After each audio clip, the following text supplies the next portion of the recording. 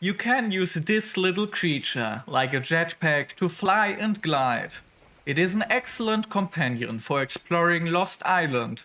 Now, I'll explain how exactly you can tame the Sinomacrops in ARK.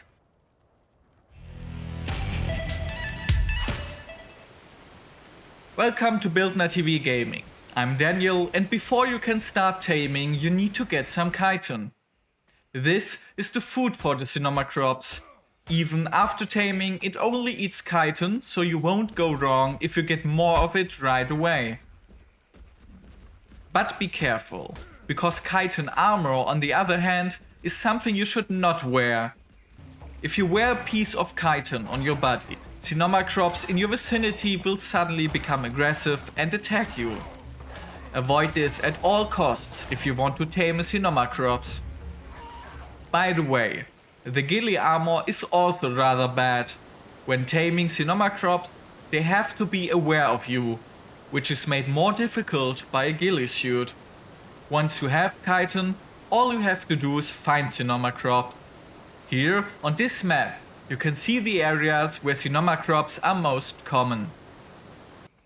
If you find the Sinomacrops there, don't be too hasty, because running towards the Sinomacrops will only scare them away. To start taming, you have to put the chitin in the last slot of your bar and stand near the Sinomacrops. If you sprint or jump, you will scare the Sinomacrops away, so stay calm and wait for them to approach you. They will come to you out of curiosity, and then, when you get close enough to one, you can feed it chitin. But then, the Sinomacrops will fly off for the time being. To finish taming the dino, you must now follow it to continue feeding chitin. The difficulty now is not to lose sight of the little creature. But there is a simple trick. In the inventory, you can open the taming list. There, you can see your Sinomacrops with the brokers you already have. By clicking on it there, you will start tracking it. Now, you can see a symbol where the Sinomacrops is at the moment, so you won't lose him even in the dense jungle. Follow him like this until he settles down on the ground again. Then, you have to approach it again, carefully, without jumping and sprinting, to feed it again. He will fly away again, but now you know what to do, and you can repeat the process until the taming is complete. You can now interact with your tamed Sinomacrops to put it on your shoulders.